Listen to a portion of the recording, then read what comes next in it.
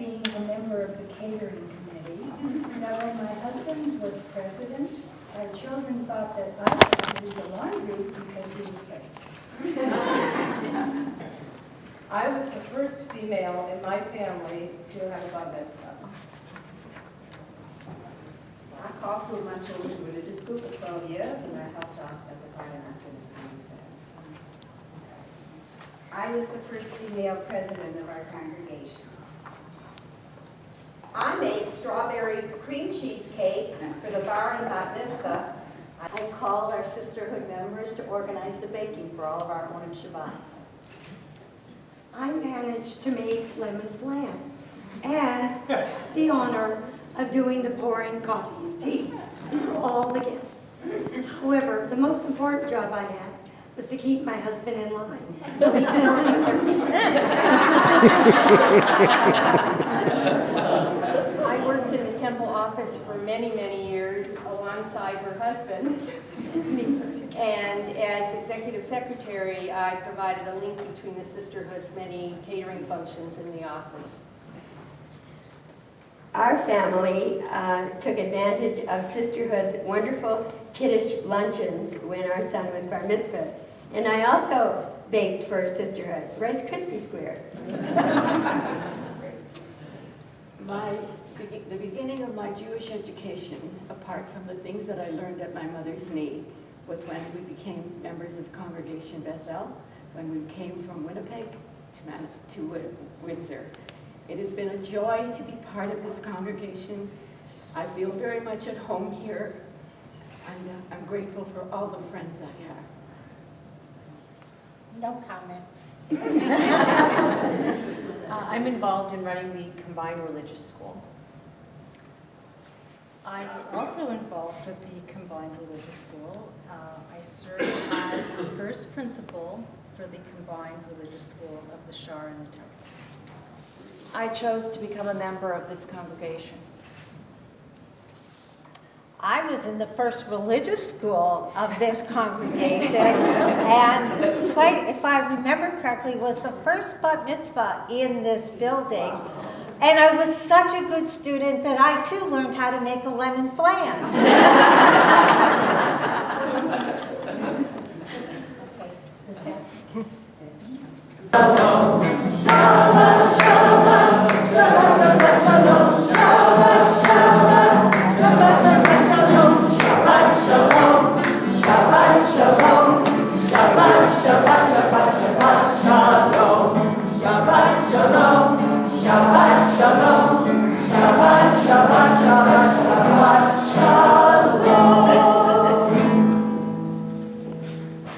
Shabbat Shalom, everyone, and welcome. As the keystone of the Jewish religion, Sabbath observance is central to Jewish identity. The wide range of feelings for the Sabbath echoes the diversity of Jewish cultural experiences. This service is dedicated to all the women of Congregation Bethel on the occasion of the 100th anniversary of the National Federation of Temple Sisterhoods, now known as Women of Reform Judaism.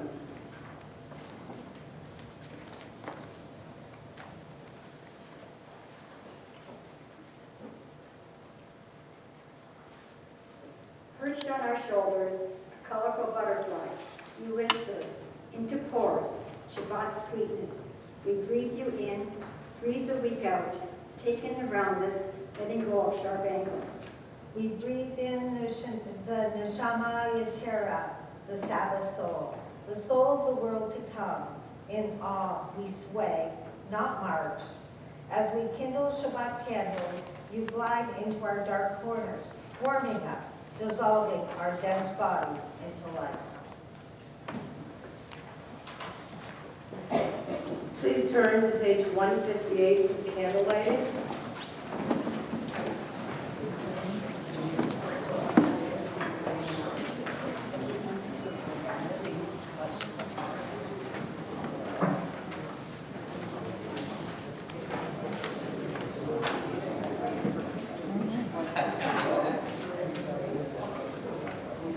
On this day, we would see the world in a new light.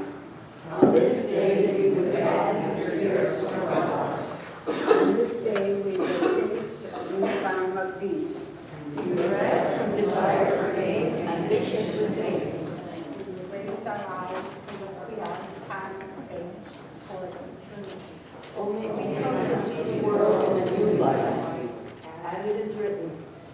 light shine upon Zion, and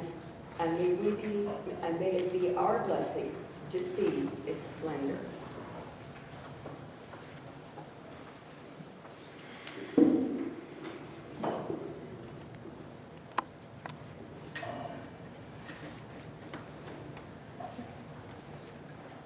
Baruch atah Adonai, Eloheinu melech haolam, Hashem k'yashem b'mitzvotav, v'tzivanu lehadlikneh shel Shabbat.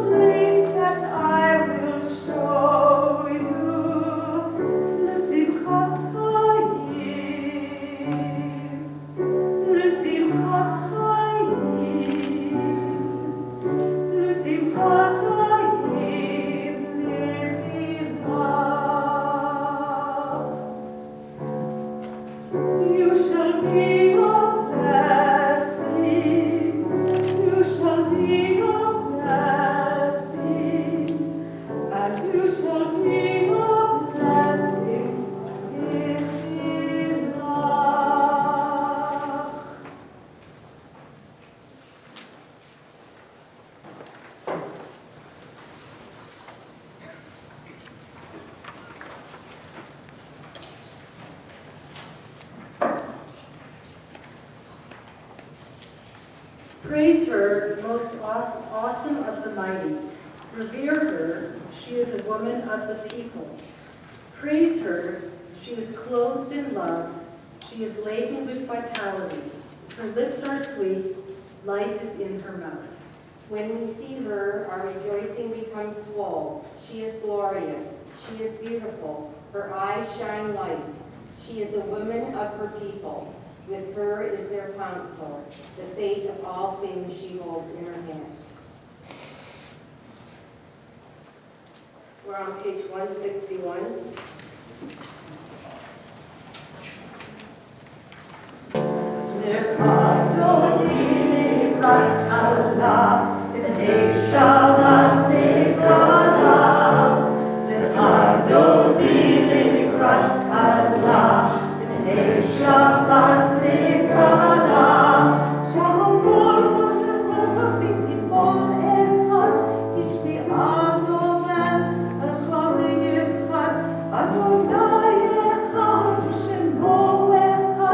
L'Shem, O Tiferet, Lechit Hilah.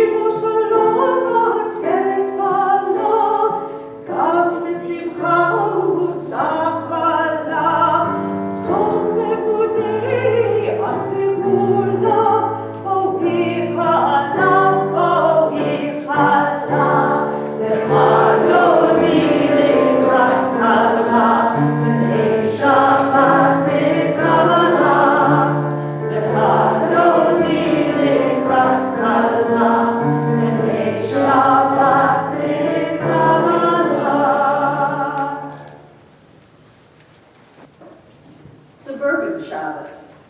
Shabbos was served on flannel back white vinyl from a Goodman's mix, Manischewitz can, and with a little help from the deli at the mall.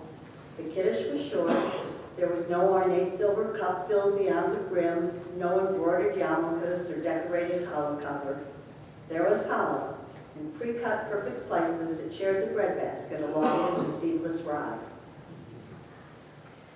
The challah, squashed in the car ride home, looked deformed next to the uniform arcs of rye. It should have been covered. The horseradish did not bring tears. We did not sing Zemarot, but the phone rang and the coffee perked a 20th century symphony, accompanied by crashing ice cubes in the yellow frigid air. It was not the horseradish, but the thousands of years of lost culture that made the eyes tear.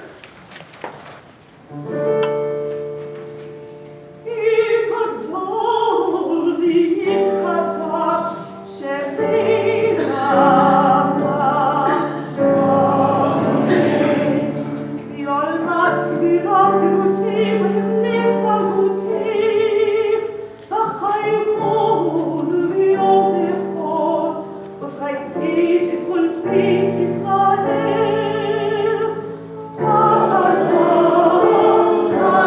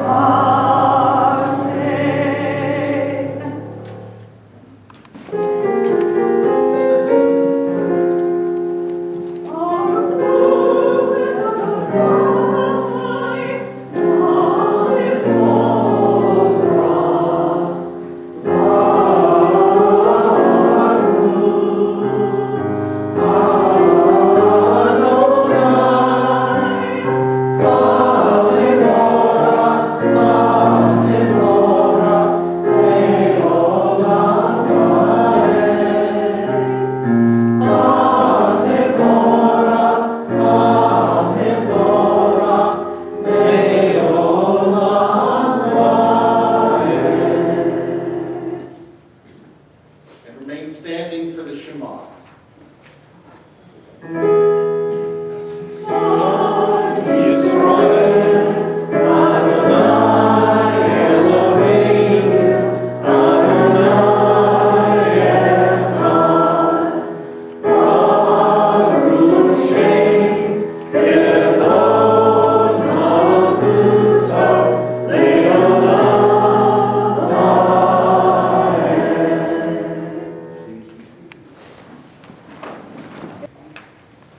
Faith and reason.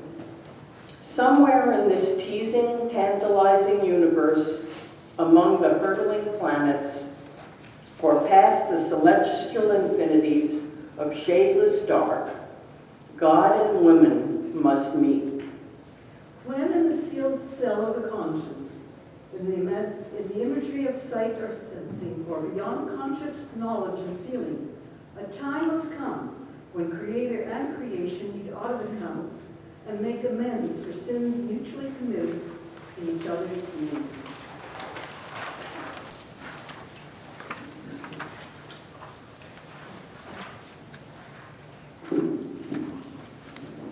When we gather together to worship as women, I thank God that I was born a woman.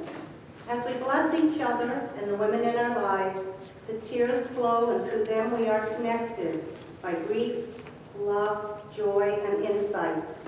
Women connect to each other, to mothers, grandmothers, foremothers, to daughters, and to granddaughters. Grandmother becomes mine, and my daughter becomes yours. This connection is powerful, a strong current of feeling conducted by the medium of our tears. To some, tears may be a symbol of woman's weakness. Here they are the symbol of a woman's strength, her ability to express feeling, empathy, connectedness. Shenechania, I pray that your spirit may pervade those whose tears will not flow, that they may experience the release of feeling that connects us to each other, to the tradition of our ancestors, to our progeny, and to all humanity. For the blessing of tears, I thank God I was born a woman.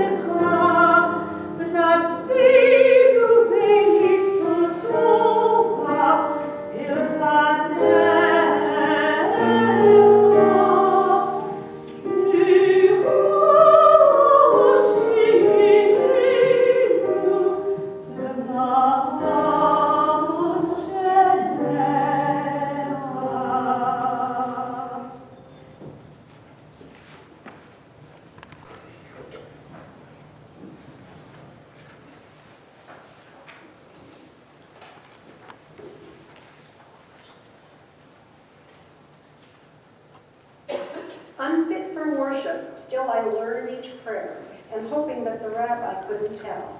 It was the music which I loved so well, and not his God, and not his patent stare, which broke the spell. I shook hands in despair, and fled the synagogue an infidel, who craved only a song, who feared no hell, but speech or silence sanctity left bare. My heresy full frown, I often now stand wave-like while the congregation prays. Idolater of sound, I must profane the joy in God each offering displays. And yet alone on Friday night I bow to something even Bach could not explain.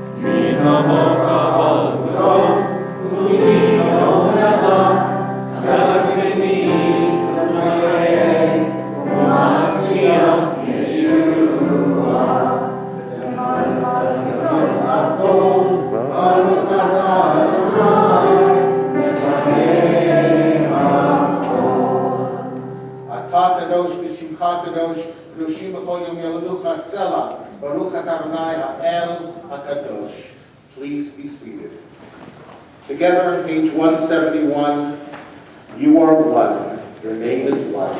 There is none like your people Israel, a people you need not return. A garland of glory have you given us, a crown of salvation, that they have rest and holiness. Abraham rejoiced in it, Isaac sang, Jacob and his children were refreshed by his rest. In this rest their love and sharing, truth and faithfulness and peace, quiet and safety. The perfect rest that you have willed. May your children come to understand that this Sabbath rest leads them to you, that by it and in the power of your name.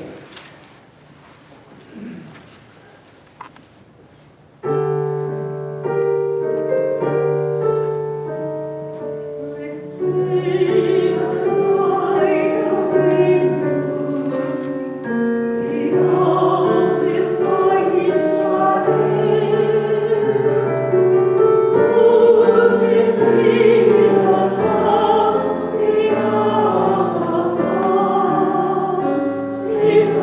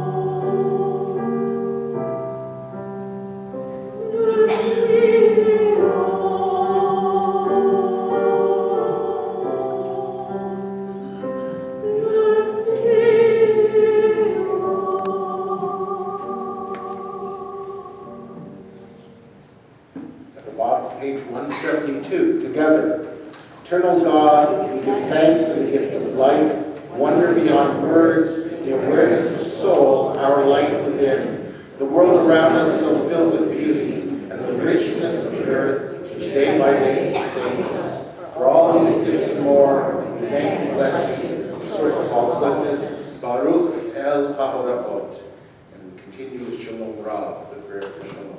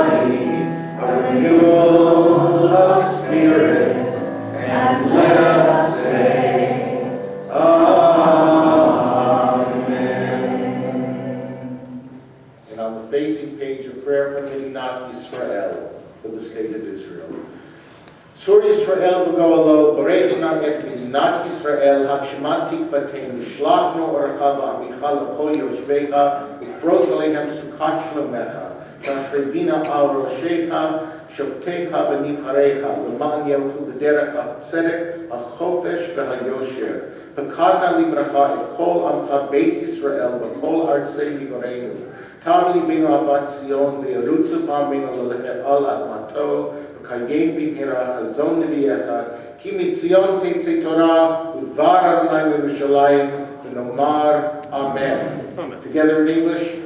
Rock and Redeemer of Israel, place your blessing upon the state of Israel, the realization of our hope for a Jewish homeland. Send your light and your truth to all its inhabitants. Spread over them the shelter of your peace. Bestow insight upon its leaders, judges, and representatives, that they may pursue justice, freedom, and integrity. Bring blessing upon all your people, Israel, wherever we dwell. Plant the love of Zion in your hearts, that our footsteps may raise to walk upon her soil. May the vision of your prophet Isaiah soon be fulfilled. For Torah shall come forth from Zion, and God's word from Jerusalem. And let us say, Amen. turn now from public worship to private, silent meditation and prayer. We pray in silence.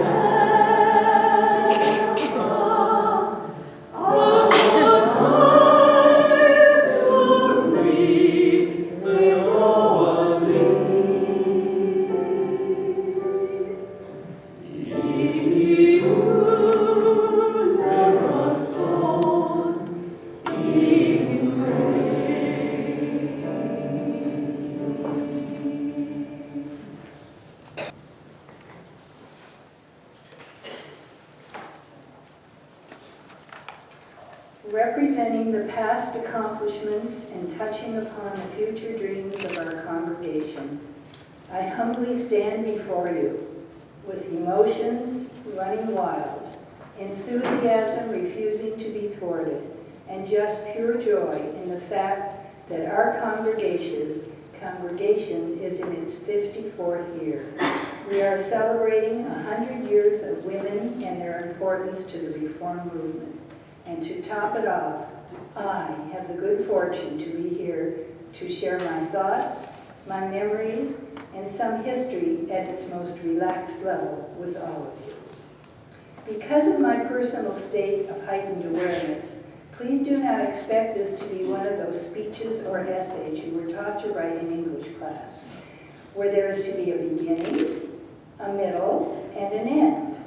My attempt is one that will jump from thought to thought, and believe it or not, by the end of my speech, and after you have had the opportunity to hear the brilliance of our three speakers, who will follow me with their interpretations of what is in store for the present and the future of our congregation, there is no doubt in my mind that the future of Congregation Bethel will be totally defined by the same enthusiasm, the same desires, and its destiny will be one of positive success.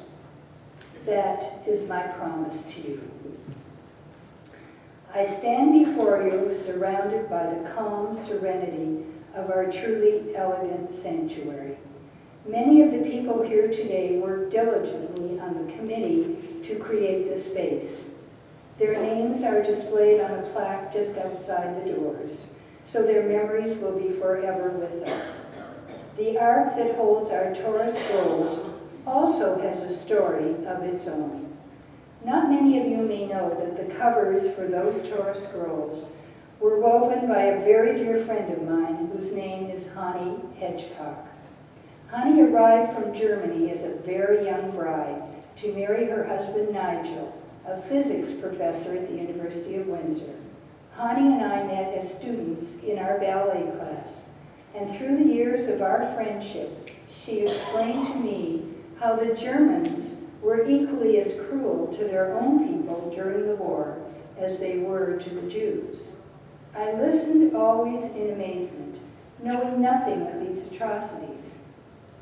As a child, she was quite small for her age, and she was the one that had to run out between the bombs that were being dropped all around her to steal food for her family, one potato at a time.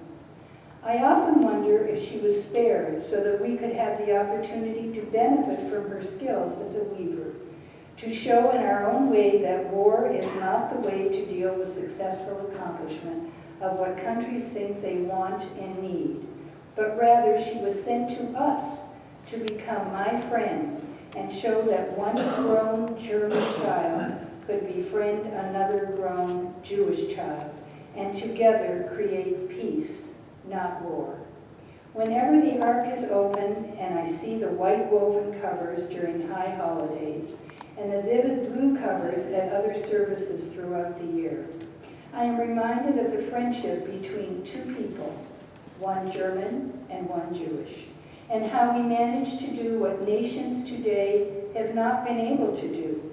We created peace through friendship. We bridged the gap with love and a desire to give something beautiful to each other and show the world that it is not weapons of mass destruction that will bring peace to the world, but rather friendship, compassion, and understanding, each for the other. I hope that from now on, when you are praying in our calm and beautiful sanctuary, and the doors of the ark are open to remove these scrolls, you will keep these thoughts in mind. They were created by a German who escaped the horrors of war, so we could create through friendship that which cannot be achieved by warfare. For those who may not know and others who may not remember, Bethel was birthed in the tiny living room of a tiny apartment on Partington Avenue, where Arthur and I lived with our then 2 children. When we were in Toronto while Art was in law school, we attended services the few holidays we were unable to come back home to Windsor, and I particularly developed a love for the clear vision presented by the Reform movement. We returned to Windsor when Art graduated from law school. I recall one day having a very interesting discussion with my mother-in-law, Dorothy, who was a very wise, practical woman, but not at all as outwardly aware of the differences in the modern-day role of women in society. That was in the early 50s. I remember approaching her before high holidays and saying to her, "Mom, I really do not want to attend high holiday services any longer at the synagogue and sit beside my mother, where we will do nothing but chat for hours on end. I do not understand the Hebrew. All those men covered in talaisim could care less about me and my participation. I really want to attend services in a Reform synagogue." As you can imagine, her response was quite different from that of my parents, because I was raised in a conservative Orthodox environment. "Okay, Maddie," she responded, "quit your complaining and do something about it. Begin your search with thoughts to starting a Reform temple in Windsor." It was as simple as that. My feisty female side of my personality was quickly aroused and up for the challenge.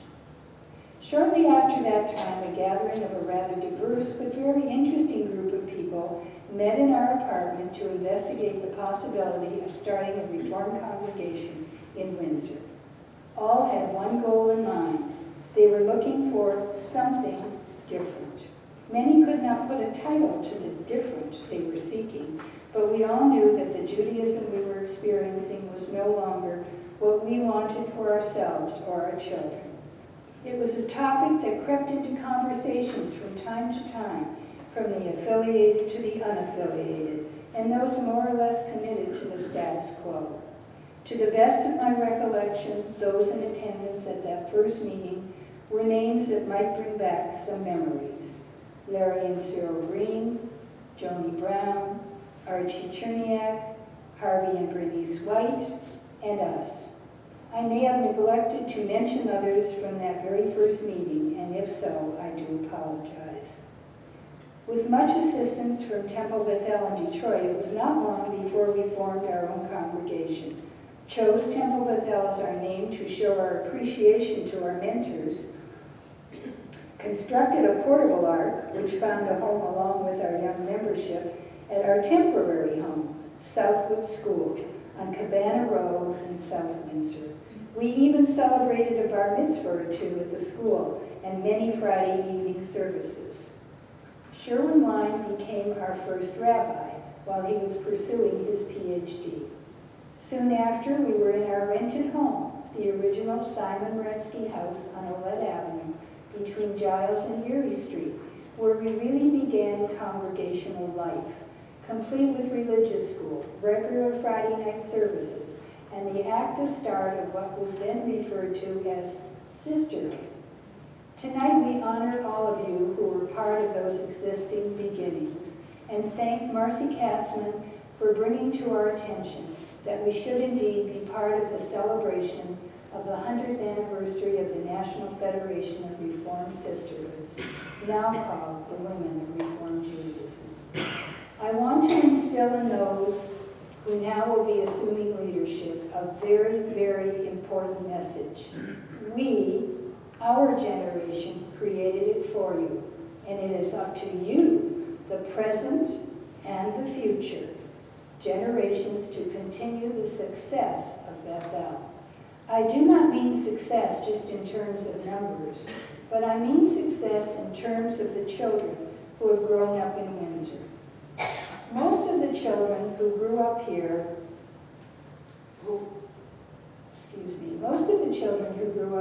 were educated in our temple and our local schools, or the Jewish day schools in Detroit, and are successful, accomplished citizens in every possible chosen field of their education. Those children who grew up here left with great values, knew the meaning of close family relationships and the true meaning of friendship for each other and helping their community. Few have returned to Windsor, but those who have are becoming, like us years ago, the pillars of the community. Without these pillars being planted deeply into the ground, our temple cannot survive. By example, we thank Josh Polsky for bringing Elise with him to Windsor, and together they have created the continued strength of the Polsky family, just like Ron and Joanne did as advisors to our very active youth group. Whether it was Temple Youth Group or AZA and BBG that assisted in the process of growth for our teams, it was here in Windsor that all of those children who grew up in our Temple family planted their feet firmly on this ground and became the people they are today. We are an exceptional Jewish community and should never lose sight of that. Please take the time to read the From the Rabbi column in this month's bulletin. We are lucky to have Rabbi Abluser as our spiritual leader, and as he states at the end of the article, I hope this celebration serves as a springboard for new ideas and new energy towards making Bethel the best we can be. I encourage the new leaders of our community to continue what we as Temple Sisterhood members began. As women of Reformed Judaism, we encourage you to absorb the wisdom of those who came before you, some of whom are still here to pass it along, and others who have left their mark by good deeds we recall and on wonderful occasions like this. Ann Green taught us all about catering, how to make it, bake it, and present it. Gert Weingarten had teaching skills and, like so many others, taught in our first religious school, as did Jeanette Berkowitz, Cyril Green, a little later Betty Cohn, Annette Teach, and many of the women you see here today. We honored Esther Goldstein, Doreen Silver, and Shirley Morris with the candle-lighting portion of the service today because they are gold standard when it comes to leadership, not only in their families, but by being willing and able when called upon. No task too large. We remember Gail Rosenblum and so many others, male and female, who left us way too soon. We have gained wisdom from all of them, and each and every one left us the true gift of life. We, the new women of Reformed Judaism, have found our voice, and we are anxious to share it with you, our current members of Bethel, in any way we can to help your process of continuation. Some of us might seem old, but we are wise. We are wise to the needs of raising a family in this fast-moving pace. We are wise and know what it means to be a help and not a hindrance. We are wise because we know that this beautiful physical and spiritual space we have created is right for the future of Windsor and right for the children that you have brought into our lives. We wish you luck in your journey. But please know that we, your Temple family, are here to assist you in every possible way. Please keep this light hanging above our ark, the Ner Tamid, or in translation, the eternal light, burning brightly for many, many years to come. Thank you.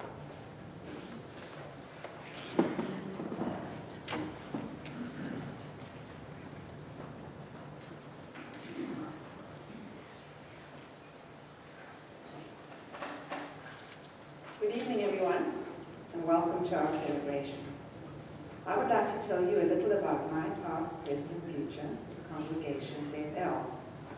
My husband Michael and I grew up in Zimbabwe and South Africa, where we were members of a large Ashkenazi Orthodox community.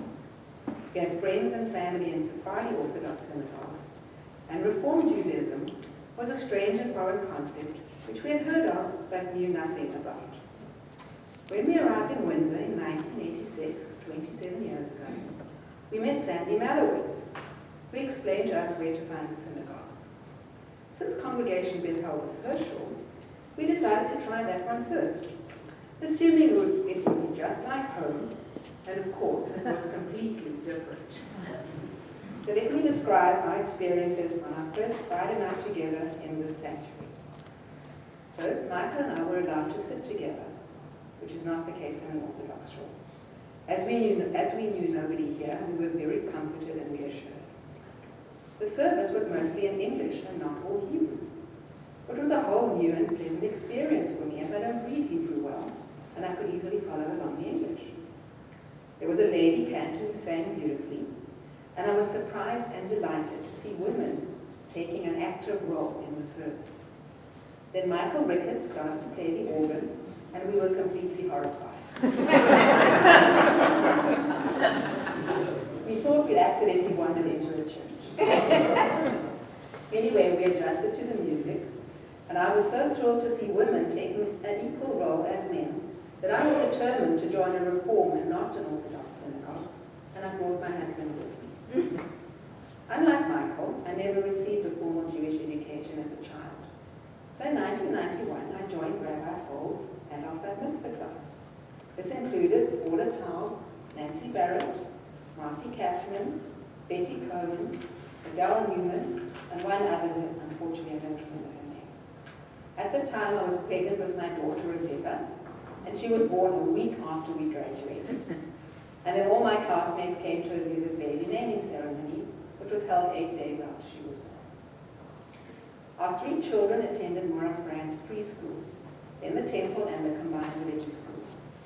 And when they had their B'nai Mitzvot with Rabbi Amasa and Tracy April, another lady cantor, our daughters led a complete service exactly like their brother. Our parents, brothers and sisters came to celebrate with us, so we invited my sisters up to the dinner for Aliyot along with our brothers. It was a novelty for them, but apart from a few raised eyebrows, nobody said a word, and they all went along.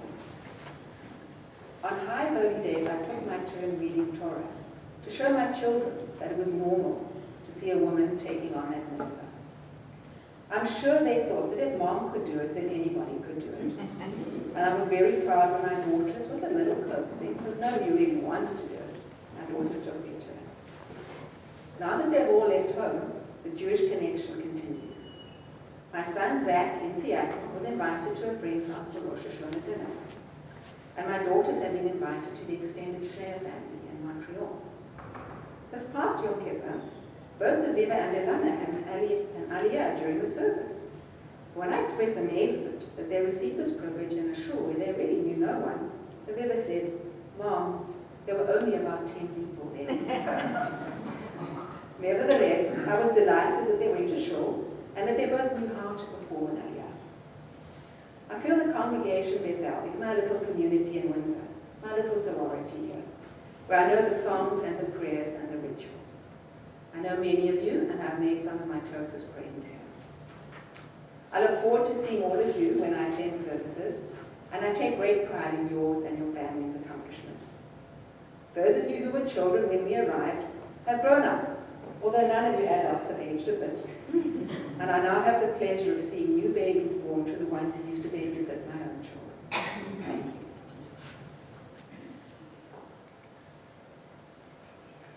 The women and men men who have taken positions of leadership within our congregation have made significant contributions towards our collective accomplishments. Their names, their faces are well known, and I salute them for their efforts. In my view, there are other accomplishments that deserve mention. They take place on a regular basis, and they may not be obvious to our community. They often aren't publicly acknowledged. All of the examples I'm about to share involve the actions of others' accomplishments in helping me to feel like I belong. I officially became Jewish a week before my wedding. For a year prior, Rabbi Fold met with Mark and I on a weekly basis to be sure I was ready in time. During that year, I was in first-year law, working as a sessional instructor, and planning a Jewish wedding, even though I had never been to a Jewish wedding. Rabbi Fold was flexible, understanding of our particular pressures, and sensitive to the unfamiliar ground my family would find themselves on. His patient, flexible, and considerate approach was an accomplishment. After I formally converted, I felt a little bit like an outsider. I didn't know the prayers. The chanting sounded very strange, and there were all sorts of food rules. I found it interesting that these food rules changed depending upon who I spoke with. To be honest, my comfort level in this building was low. I stuck very close to Mark and my in-laws when I entered the temple. I didn't understand my in-laws' attachment to and need to secure a certain seat for services. I didn't appreciate cantor resniks singing at high holidays. I didn't have any time to sit on this or that committee or attend a workshop on how to bake challah. I was working full-time and having a family. Family, friends, and members of this community gave me the opportunity to become Jewish. They allowed me to make mistakes and sometimes to sit silently because I felt awkward contributing to the conversation.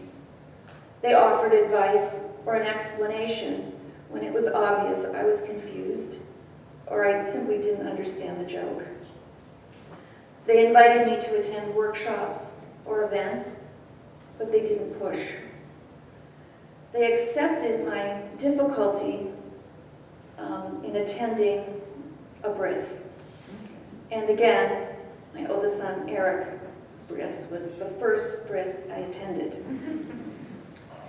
Your patient, flexible, and considerate approach was an accomplishment.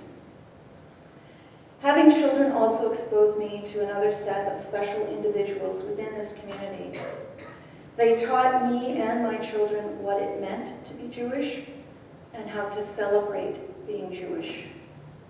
I have fond memories of teachers and principals over the past 20 years who helped me and the kids feel connected. We were connected with the teachers, with other parents, other children, and this building. The time, effort, and commitment of those teachers and principals was an accomplishment. Has my sense of belonging changed over time? Well, what I can tell you is this. I now leave the house early on high holidays to ensure that my family sits in the third row.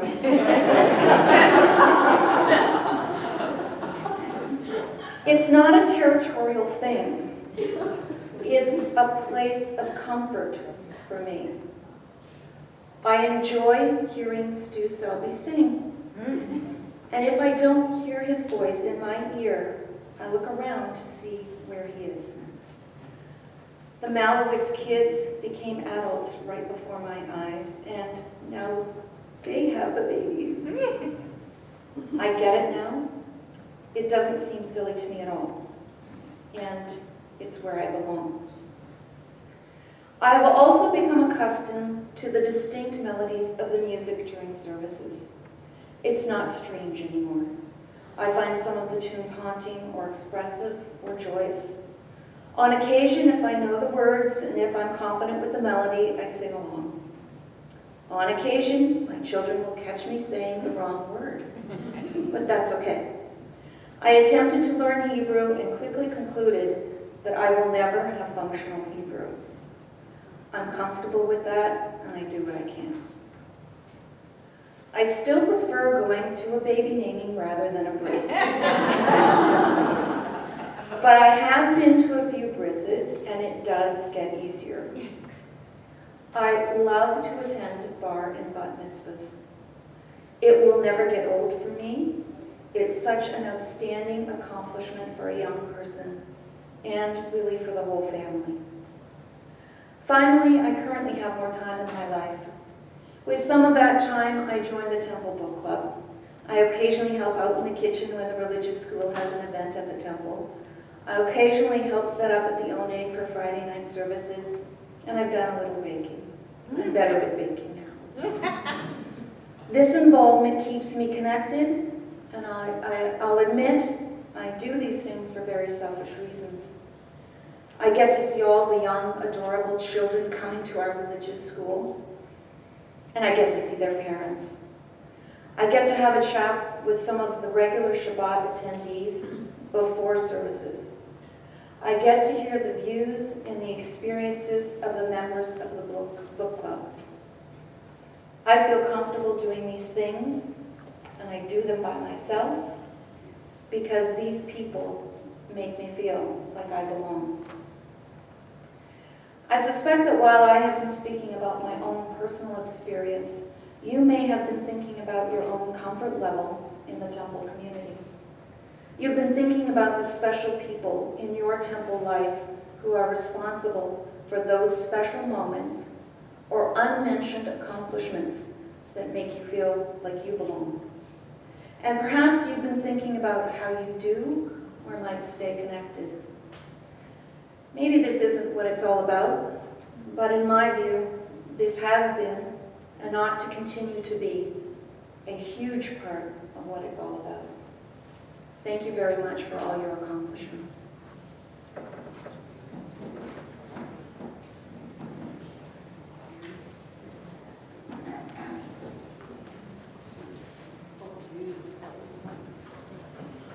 I was asked to speak about the future of women in Reform Judaism this evening.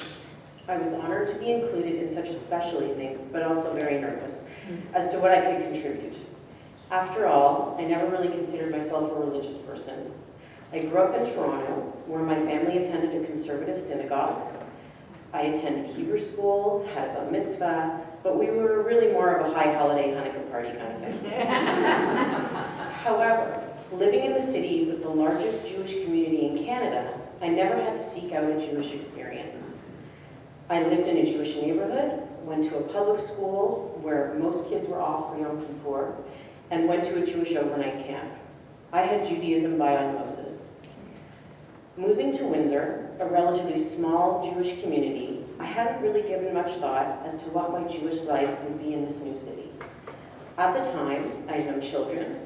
I was settling into a new home and establishing my career. As the years passed and I became a mother, I began to question how my children would experience Judaism. I came to realize that in the small but mighty Jewish community of Windsor, having a Jewish identity takes effort. How much work was I willing to put in? The wonderful family I became a part of here in Windsor has always encouraged me to be involved. From the start, the Polskis have led by example, urging me to leave my mark. My wake-up call came when my son Max led me excitedly by the hand to see a beautiful Christmas tree in his kindergarten classroom. He stood in awe and said, "Mummy, isn't it beautiful?" It was at this point I realized I wasn't providing enough of a Jewish experience. Traditionally, the role of a Reformed Jewish woman and mother would be to bring religion to the family and the home, prepare the Sabbath, keep kosher, and essentially provide a Jewish experience for the children in the family. The previous generations have brought the women's role out of the home and into the community. Women are now rabbis and cantors, presidents of synagogues, and community leaders. We are bringing Judaism into our children's lives by continuing the traditions of the amazing women who came before us. I build upon these practices by participating in the running of the Hebrew School, by becoming the co-chair of the JCC Youth Committee, by bringing information to my children's friends about wonderful customs. It's not just about baking challah anymore. My generation is presented with unique challenges in our effort to provide a Jewish life for our children. Typically, our families consist of 2 working parents, multiple extracurricular activities, smartphones and smart boards, information highways that travel faster than light. We're faced with more distractions, a faltering economy, and a shrinking Jewish community. Our goals are the same: to celebrate our heritage and carry on our family traditions. Whether that be Skyping the blessings over the candles with family far away, or Googling a great Hanukkah book to present to my children's classroom, the premise is the same, but the tools are different. In Windsor, I see my role as a woman in the Reformed Jewish community as twofold. I hope to build on the strong foundation laid for me by these remarkable women. I'll continue to be involved in my temple, to advocate for my children's Jewish education and overall Jewish experience. Thanks to this sisterhood, much of the hard work has been done. The second role is to use this established base to reach above and beyond. In a community that is diminishing in size, yet steadfast in their beliefs, I see myself and my contemporaries working to promote the Jewish identity that you have all worked so hard to create.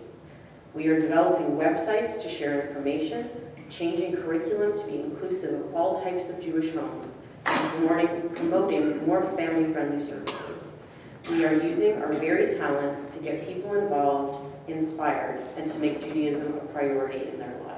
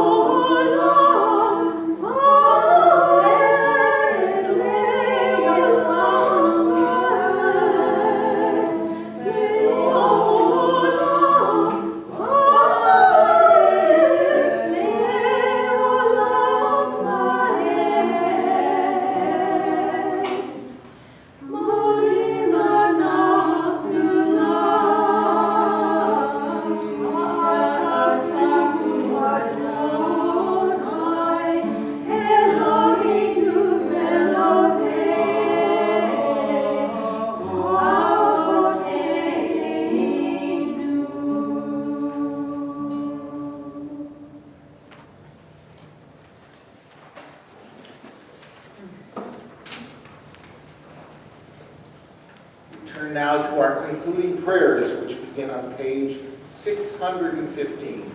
We turn to page 615 and we rise for a lane.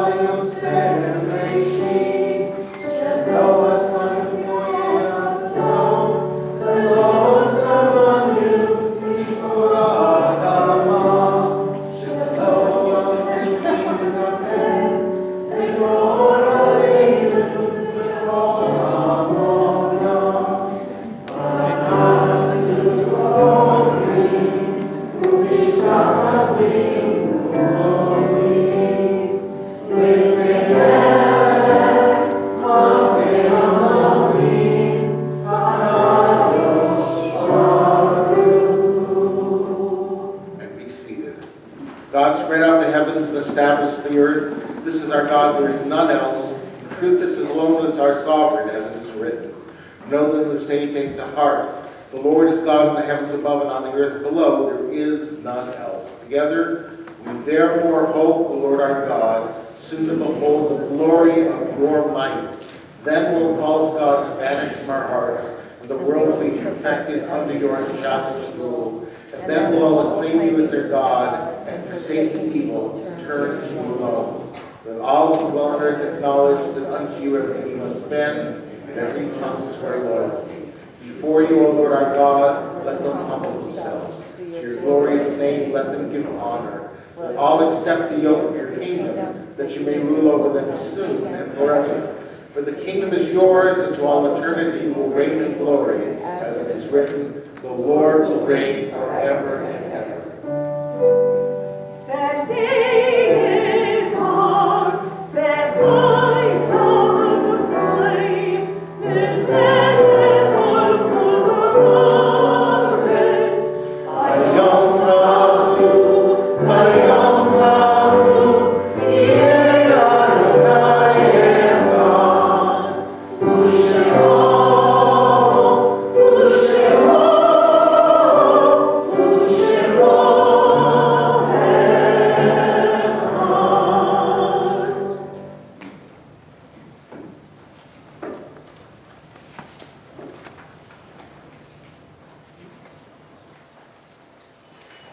Oh God, if there is a God, how have I visualized you? What image have I made of you? For here I sit, silently talking to you, and next to me sits her mother, the mother of my friend, who was named the same as I, Elohim, God of justice. When the Sefer HaChaim was closed at Nehila on Yom Kippur, why, oh why, was my name written for life and hers for death? I looked at her mother's tears, and I wondered, for she was good and kind, and she had children to live for. Why then was I chosen to live and she to die? All I find is the echo in my heart, and an imponderable question. Why?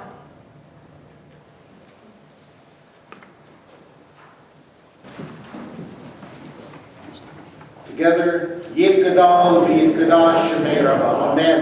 Yalmad Yivrach Yirtei Yamid Malutei. V'chayei Kohen v'Yamei Kohen v'chayei V'chal Beit Yisrael. B'Galav Yisman Karim Yimru, Amen. Yehei Shmei Rabba V'Varach Lelam L'Amei Amaya. Yivarach V'Yishtabach V'Yifar V'Yifomam V'Yinasei. Yidar V'Yitalev V'Yithalal Shmei V'Yisha B'Richu. Ve'ela min kol pirchata v'shirata, tushbachata v'nekmata, damiran be'alma v'imru amen. Yehei shlamorama min shemaya v'chayim, aleinu v'al kol Yisrael v'imru amen. Oseh shalom romav, hu ya'aseh shalom, aleinu v'al kol Yisrael v'imru amen. We pray that the source of shalom will send peace to those who mourn and comfort to those who grieve, to which we say, Amen. Please be seated.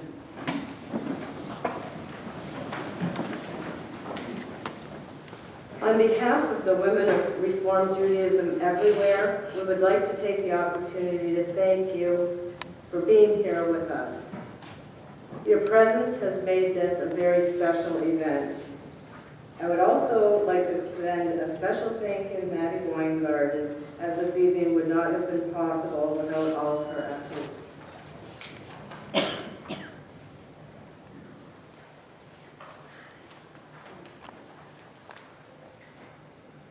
We invite everyone following services to join us in the social hall for an only dedicated to the memory of our dear and beloved Ann Cohen. And here with us tonight are Ann's two sons, Stephen and Jeffrey. And she would be so happy, and I'm sure she knows that you're with us tonight.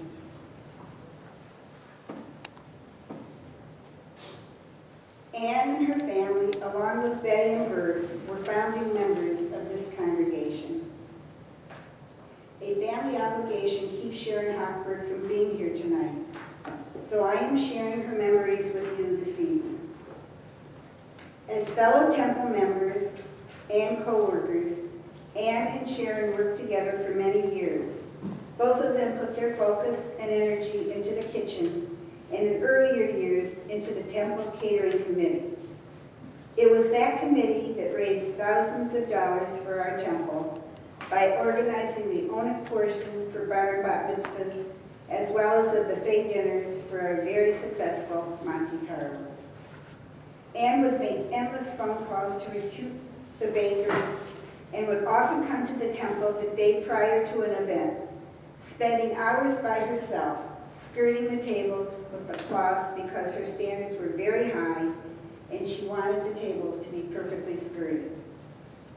On the day of the event, Ann was always the most important part of the crew, setting up in the afternoon. Without being obvious, without offending anyone, Ann would linger, check out the room and tables, and make an adjustment so that everything was perfectly appointed, placed where needed. The evening of the event, Ann would discreetly leave the service just prior to its conclusion to once again do a final check immediately before the congregants entered the social hall and the omen began. When several months ago a committee was formed to discuss doing some renovations in the kitchen, Ann immediately became involved. She sat in on meetings, taking her own detailed notes. Ann took part in the research that was done for what was needed at Williams Food Equipment. Throughout the updating of this project, Ann was kept informed the entire time, and she would not hesitate to offer her opinion and advice. Everything Ann did, she did willingly, with a smile, along with her infectious laugh, which I am sure we all remembered and can still hear. Ann would be thrilled beyond words tonight to see the now completed renovations in our kitchen, including the refacing of the cabinets, thanks to the extreme generosity of a very humble and private individual who insists on remaining anonymous. This person approached Sharon saying that they would like to do something in the kitchen in Ann's memory, hence the refacing. We invite everyone here tonight before leaving to have a look at what would have made Ann so very happy and proud that after more than 50 years, we have brought a fresh, new, clean look to her favorite room, the kitchen in her temple home. And before Sharon left for Toronto, she made sure she made Ann's favorite cookies, and I had heard that Barb Stein was bringing Ann's lemon pie. To know Ann was to love Ann.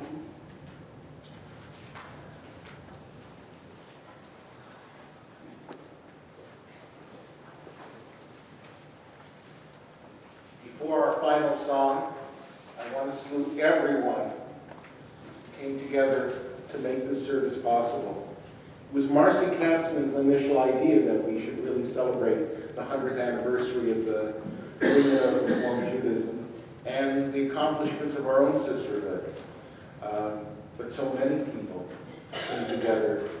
Maddie certainly helped with the shaping of the readings, as did the committee that worked with her and with myself to make this service together.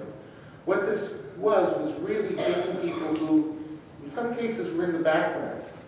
You may not have known of Ann's accomplishments, but this congregation ran successfully and smoothly and lovingly because of people like Ann Cohen. But so many people have done their share to make this a welcoming place. That's really the theme that I heard again and again from the people who spoke today. How this has been a place of welcome, and a place of the welcoming of spirit. And now our closing song. Miriam's song.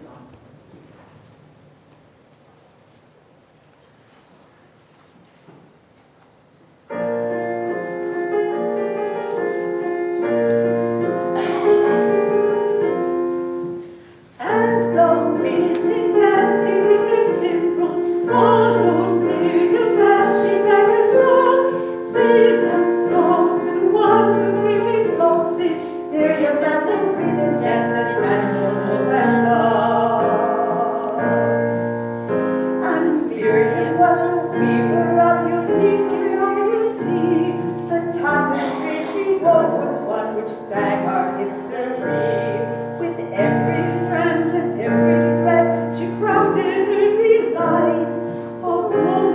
touched with spirit, she dances toward the light.